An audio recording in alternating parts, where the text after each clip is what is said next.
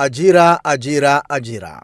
Serikali ya awamu ya sita chini ya Amiri Jeshi Mkuu Mheshimiwa Dr. Samia Suluhu Hassan iliweka mkakati wa kuhakikisha Watanzania walio wengi wanapatiwa ajira. Utakumbuka kwenye mpango wa maendeleo ya taifa kwa mwaka 2024-2025, serikali iliahidi kuwapatia ajira Watanzania takriban milioni 1. Waswahili wana msemo usemao mnyonge mnyongeni, lakini haki yake mpeni. Serikali ya awamu ya sita imetoa ajira wakati wa ujenzi wa mradi wa SGR na wakati wa uendeshaji.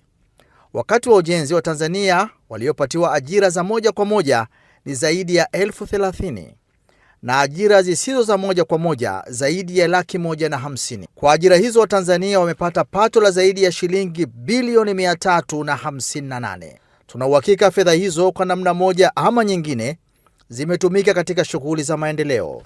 Uendeshaji wa SGR unaendelea kutoka Dar es Salaam hadi Dodoma.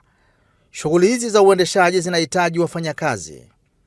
Kwa takwimu za mpaka Januari 2025, Watanzania takriban 1,000 wamepatiwa ajira. Kwa sababu mahitaji ya wafanyakazi wa kipande hiki cha Dar es Salaam hadi Dodoma kinahitaji wafanyakazi 2,460, ajira zinaendelea kutolewa taratibu. Tukiangalia kwa muhtasari tu, zaidi ya 10% ya ajira zilizopo katika mpango wa maendeleo wa taifa zimetolewa kwenye mradi wa SGR na ujenzi bado unaendelea. Twende tukapande treni yetu, tuitunze na tuithamini.